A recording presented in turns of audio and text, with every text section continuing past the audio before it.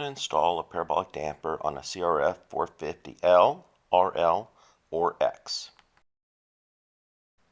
First thing we're going to need to do is remove the stock nuts and replace them with the provided Fuji nuts that have a smaller hex to clear the mount.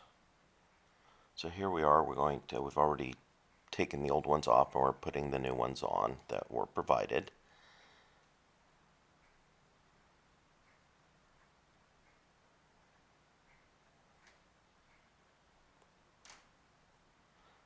So go ahead and tighten these. Normal torque's about 30 foot-pounds on this, but you can consult your owner's manual for a more exact torque. Of course, we're going to do both sides. We're just going to show the one side for now. Then we're going to go ahead and take the light/number plate off. So there's just 2 bolts, one on each side, and then it pockets into the fender and you just lift it right out.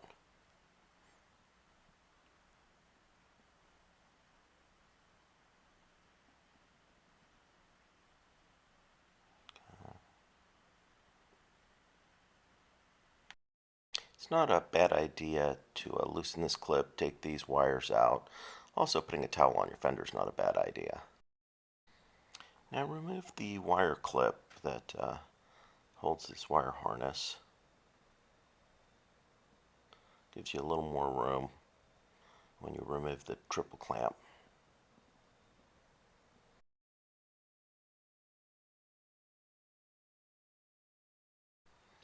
Now we're going to loosen the 4 triple clamp bolts, just the top triple clamp.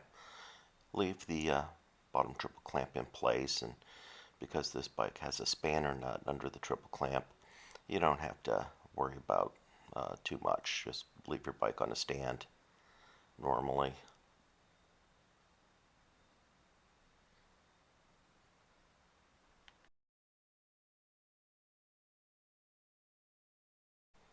Now we loosen the triple clamp nut. Loose, there we go.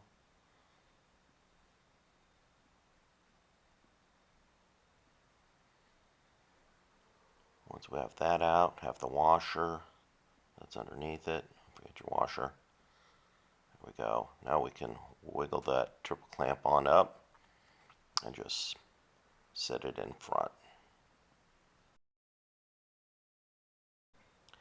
Now it's time to put the Parabolic's mounting bracket on the frame.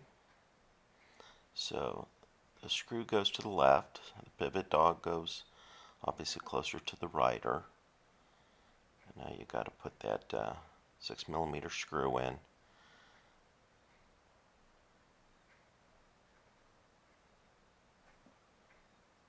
It is a little snug in here, so you got to kind of just work it with the short end of a hex key.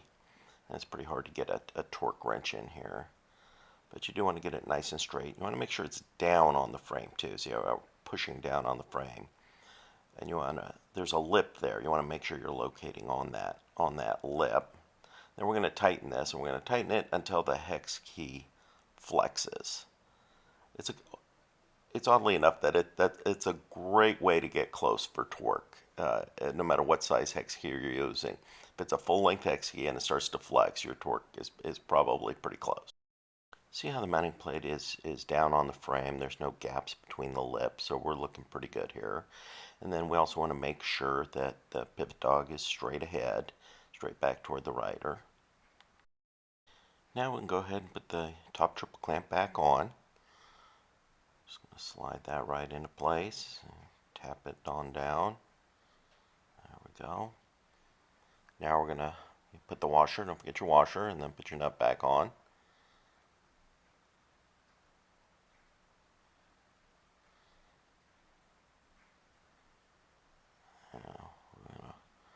It's a little tight in here, so you got to work that wrench a little bit.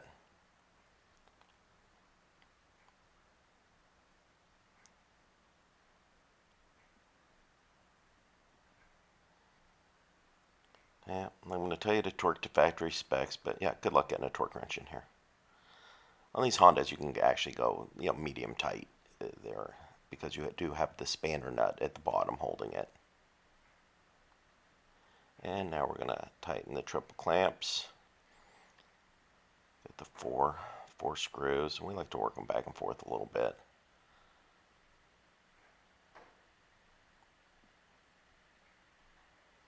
Now we're just not going super tight here because we are going to torque these. Of course, you do both sides. Get them snugged up, work them back and forth, and then we'll get a torque wrench on them.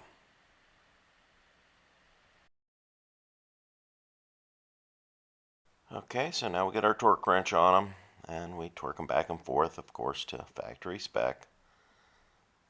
Again, we do like to work them back and forth.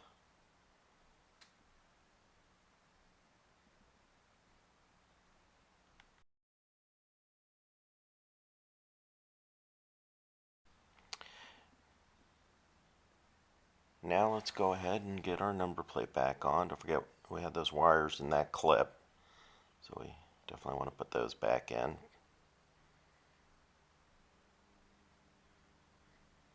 And once again, they just slip into the fender, and then it's just the two bolts.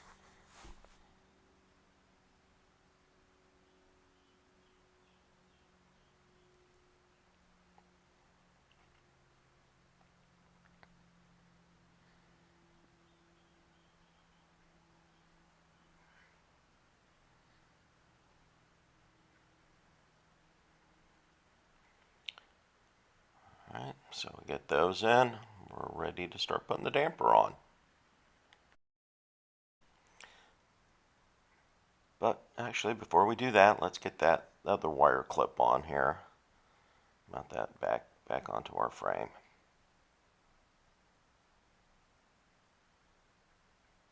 And then we're going to get ready to put the damper on.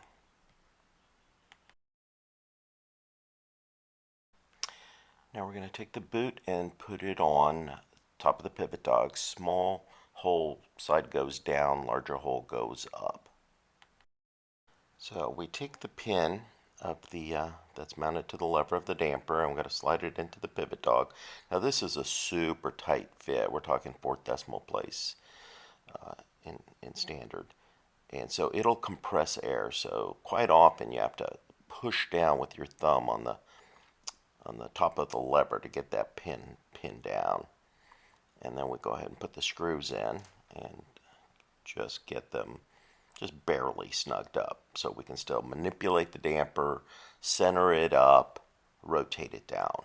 So not tight enough that we can't move it. See, we can still move that damper and get our gap right.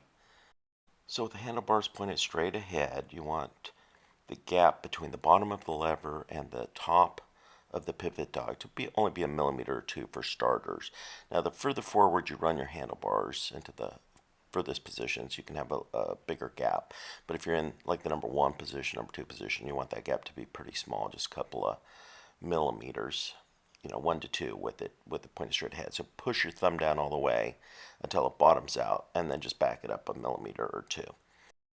If you're running handlebar clamps that flex, like PHDS or shock and vibes, you'll need to allow more room for that travel. Now we're going to go ahead and torque these 4 screws to 5 Newton meters, and then we're going to test to make sure we can hit our stops. With the damper centered properly and rotated down properly, we need to make sure we can hit our stops. So you can hear it hitting, and then take a visual too and make sure, I am hitting those stops, both sides. Make sure the center of the lever is not going past the laser mark on the housing of the frame. Here we're putting the boot up, but I think you can see that laser mark a little better in this shot right here. So you don't want the center going over that laser mark. Otherwise you might be bottoming on your lever, not on your stop. Wire tying the boot is optional. Now we're going to turn the damper up to 9 and slowly move it back and forth. It's going to be hard to turn the bars. We're putting a lot of pressure down there. And then we're going to turn it back to a normal setting like a 5. And now we're going to retorque the clamp, making sure that that thing is settled. Make sure that the pivot dog stayed straight also. If not, you might want to tap it down and retorque it. But you can see our torque was still pretty good. And now your parabolic damper is installed on your Honda. Be sure to watch how to set the high-speed video.